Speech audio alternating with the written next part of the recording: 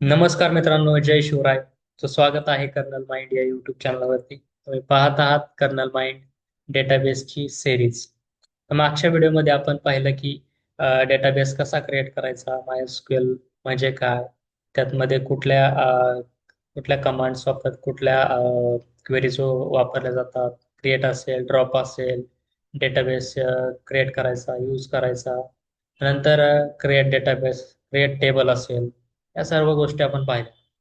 पण मित्रांनो, एक गोष्ट तुमच्या लक्षात आली का, की ह्या ज्या क्वेरीज आहेत त्या फायर होतात, पण ऍक्च्युअली इंटरनली कसं वर्क करतं, काय नेमकं काय फ्लो असेल, किंवा त्याचा क्वेरी कशी जनरेट होत असेल, किंवा आपल्याला डेटा कसा शो होत असेल, हे जर पाहायचं असेल तर तुम्ही एकदम करेक्ट व्हिडिओवरती आलेला आहेत. तर ठीक आहे, आपण पुढच्या पार्टला सुरुवात करू. How MySQL works internally. ठीक आहे, आजचा हा व्हिडिओ. मित्रांनो, तुम्ही आपण काल पाहिलं की आपण मायस्क्वेल वर्कबेंच वरती काम करत होतो. तर मायस्क्वेल वर्कबेंच हे एक ऍप्लिकेशन आहे, आणि तो एक समजा क्लायंट आहे. ठीक आहे, की आपण इनपुट त्याला, आपल्या सिस्टीमला, एसक्यूएल सर्व्हरला इनपुट देणार आहे, म्हणजे आपण थोडक्यात कोण झालं, क्लायंटच झालं. तुम्ही शेल पण वापरू शकता, तुम्ही पीडीबीसी, जेडीबीसी, हे आपण जावा आणि पायथॉन मध्ये पाहिलेलं आहे. ठीक आहे. तर मित्रांनो, ही जी ही जी तुमची क्वेरी येणार आहे, तुम्ही हे हे तिन्ही जे ऑप्शन्स दिसत आहेत तुम्हाला, हे ऑप्शनली आहेत. हा, त्यातलं तुम्ही कोणतं पण एक वापरू शकता, आणि ह्या तिन्ही मधून आपण क्वेरी फायर करू शकतो. क्वेरी फायर झाली की ती एसक्यूएल सर्व्हर मध्ये येते. एसक्यूएल सर्व्हर मध्ये एसक्यूएल सर्व्हर मध्ये येते, आणि ती क्वेरी त्या एसक्यूएल सर्व्हर सर्व्हरच्या बरोबर सर्व्हरच्या बरोबर एस एस डी आणि एच डी डी, म्हणजे आपल्या स्टोरेज बरोबर, डेटाबेस बरोबर आपण कनेक्ट होऊ शकतो त्या डेटाबेसशी. तर या डेटाबेसशी कनेक्ट होण्यासाठी एक खूप महत्वाचा माणूस कामी येतो. त्या माणसाचं नाव आहे इंजिन.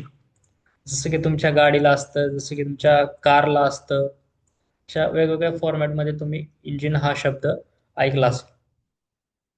तर या एसक्यूएल एसक्यूएल सर्व्हर हा या इंजिनच्या इंजिनच्या कनेक्टने या S S D H D D ला बोलू शकतो. बोलू शकतो म्हणजे काय रे मित्रांनो, तर त्याच्यात फाईल हँडलिंग करू शकतो. ठीक आहे. तर आता ही सपोज तुमची क्रिएट टेबल स्टुडंट ही क्वेरी आहे. ही क्वेरी तुम्ही इथून फायर केली. हे तिन्ही पण आपण पाहिलं की क्लायंट आहे, त्याच्यातून आपण क्वेरी फायर करतो.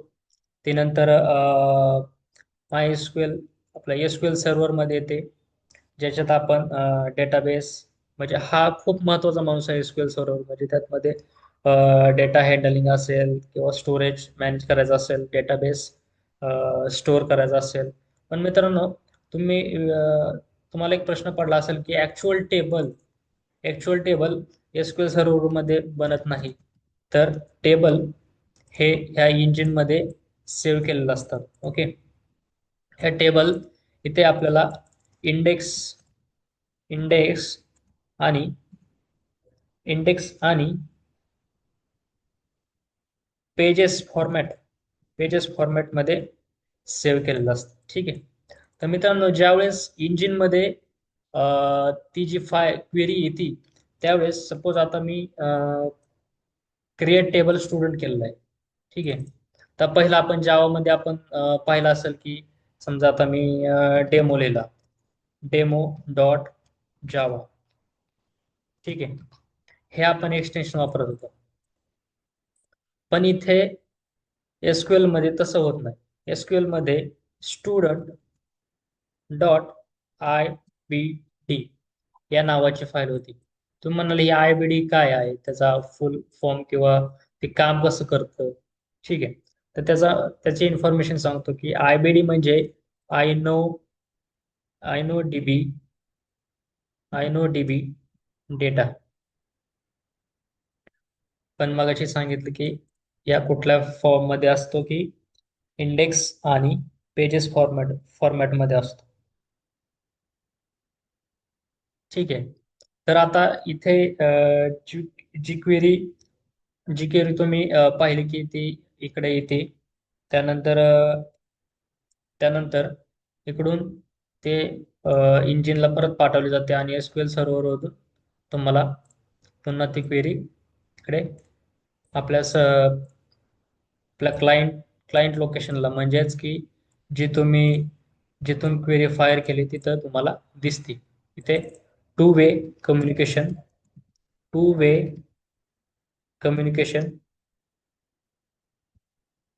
कम्युनिकेशन होतं. ठीक आहे. आपण पुन्हा एकदा सिंपल रिवाइज करून घेऊयात. ऍक्च्युली काय होतं. ही क्वेरी आहे. ठीक आहे. इथून क्वेरी फायर झाली. ती क्वेरी एसक्यूएल सर्व्हरमध्ये आली. एसक्यूएल सर्व्हरमध्ये आली की त्याला या एस एस डी किंवा या डिस्क फॉर्मॅटशी बोलायचं आहे. त्या बोलण्यासाठी त्याला या इंजिनची खूप मोठी गरज लागणार आहे. त्यावेळेस तो तिथे जो स्टुडंट आयबीडी नावाचा जो फाईल फॉर्मॅट क्रिएट केलेला आहे त्या फाईल फॉर्मॅट इकडे पाठवणार. आणि तुमची जी क्वेरी म्हणजे फेच करायची का रिट्राय करायची, म्हणजे तुम्ही फेचला म्हणू शकता की रीड करायची, रिट्रायला म्हणू शकता की राईट करायची क्वेरी. ठीक आहे.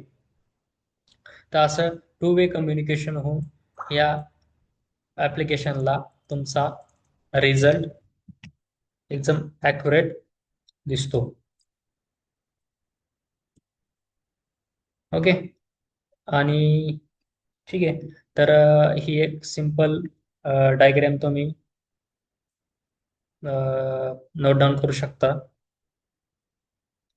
मित्रांनो, असेच नवनवीन व्हिडिओ आणि एकदम डीपमध्ये तुम्ही कर्नल माइंड या यूट्यूब चॅनलवरती पाहू शकता.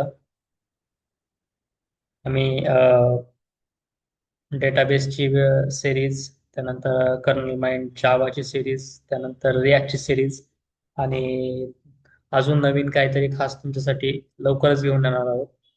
तर तुम्ही जर फॉलो केलं नसेल, सबस्क्राईब केलं नसेल तर लवकरच सबस्क्राईब करा, कारण पुढचा व्हिडिओ खूप खतरनाक लेवलचा असेल. त्यासाठी watch and share your friends. Thank you.